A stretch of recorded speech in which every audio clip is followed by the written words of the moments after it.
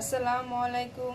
আয়শা রেসিপির তরফ থেকে আপনাদের সবাইকে জানাচ্ছি অনেক অনেক শুভেচ্ছা। আশা করছি আপনারা সবাই অনেক ভালো আছেন।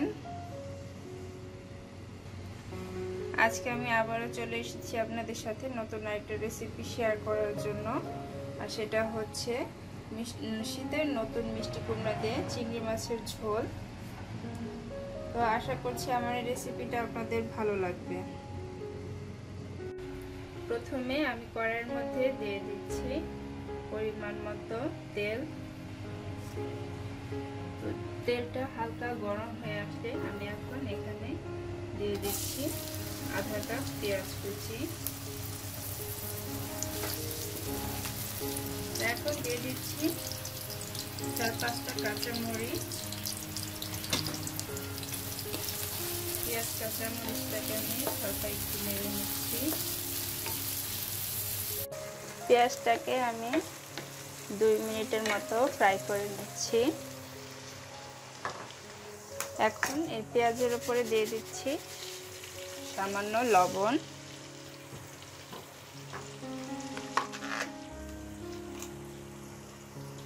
দিয়ে দিচ্ছি 1 চামচ আদা রসুনের পেস্ট। এখন এই আদা রসুনের পেস্টটাকে পেঁয়াজের সাথে ভালো করে মিক্স করে নিচ্ছি আর 2 মিনিট ভেজে নিচ্ছি সব কিছু।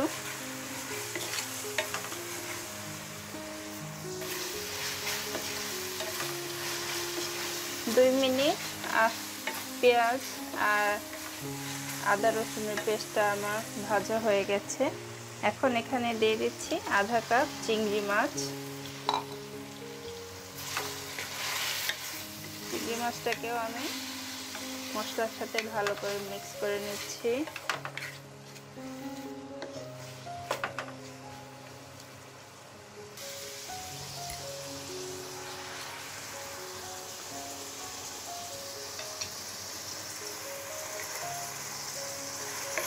এখন চিংড়ি মাছটাকে আবার একটু নেড়ে নিচ্ছি।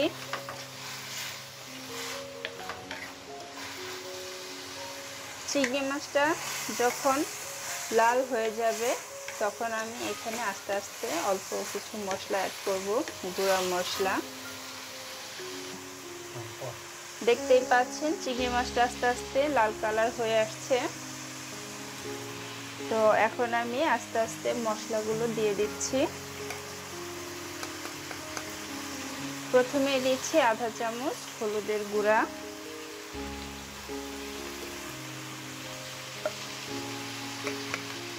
দিয়ে দিচ্ছি আধা চামচ লাল মরিচের গুঁড়া, 1 চামচ মিক্স মশলা, আধা চামচ জিরার গুঁড়া, আধা চামচ ধনিয়া গুঁড়া।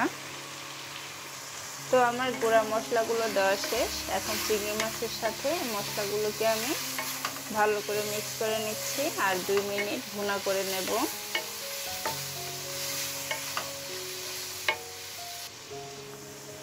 এখন এখানে সামান্য একটু পানি অ্যাড করছি যাতে মশলাগুলো পুড়ে না যায় আর মশলাটাও যাতে ভালো মতো ভুনা হয়ে যায়।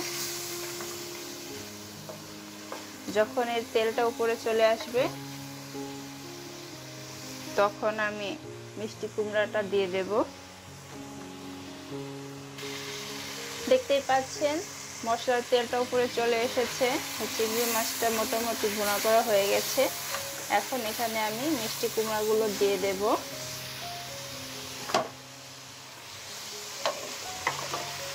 দেখতেই পাচ্ছেন শীতের নতুন মিষ্টি কুমড়া আমি বড় বড় করে কেটে নিয়েছি। মিষ্টি কুমড়া অল্পতেই রান্না হয়ে যায়, তো এই জন্য আমি বড় করে কেটে নিয়েছি। এখন সব কিছু ভালো করে মিক্স করে নিচ্ছি। আর এই মিষ্টি কুমড়ার ভিতরে আমি সামান্য পানি দেব, কারণ মিষ্টি কুমড়াতে পানি কম দিলেও মিষ্টি কুমড়া ভালো রান্না হয়ে যায়। এখন আমি 2 থেকে 3 মিনিটের জন্য ঢাকনা লাগিয়ে দিচ্ছি। ফিরে আসছে 2 থেকে 3 মিনিট পর। ফিরে আসলাম 2 থেকে 3 মিনিট পর। দেখতেই পাচ্ছেন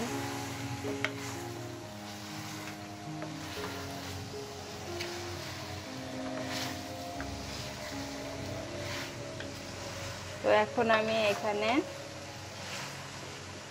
ঝোল অ্যাড করব, যে যেমনটা ঝোল পছন্দ করেন। তো আমি এখানে পানিটা একটু হালকা গরম করে নিয়েছি, গরম পানিটা এখানে দিয়ে দিলাম।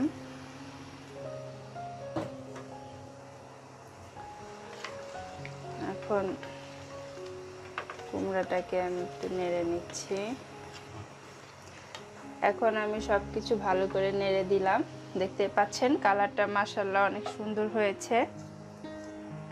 আমি এখন এখানে টমেটো দিয়ে দিচ্ছি 2টা।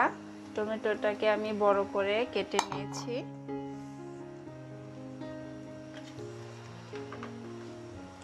এখন আমি আবারও 5 থেকে 6 মিনিটের জন্য ঢাকনা দিয়ে ঢেকে দিচ্ছি। ফিরে আসছি 5 থেকে 6 মিনিট পর। দেখতে পাচ্ছেন ফিরে আসলাম 5 থেকে 6 মিনিট পর। দেখতে পাচ্ছেন আমার চিংড়ি মাছ দিয়ে মিষ্টি কুমড়ার তরকারিটা একদম রেডি হয়ে গেছে।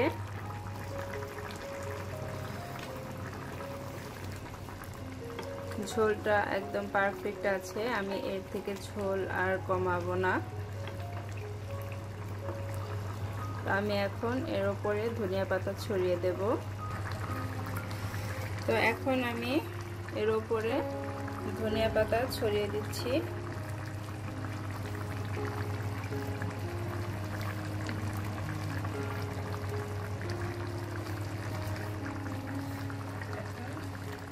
আস্তে করে নেড়ে দিচ্ছি, না হলে মিষ্টি কুমড়াগুলো একদম সফট হয়ে গেছে, ভেঙে যাবে।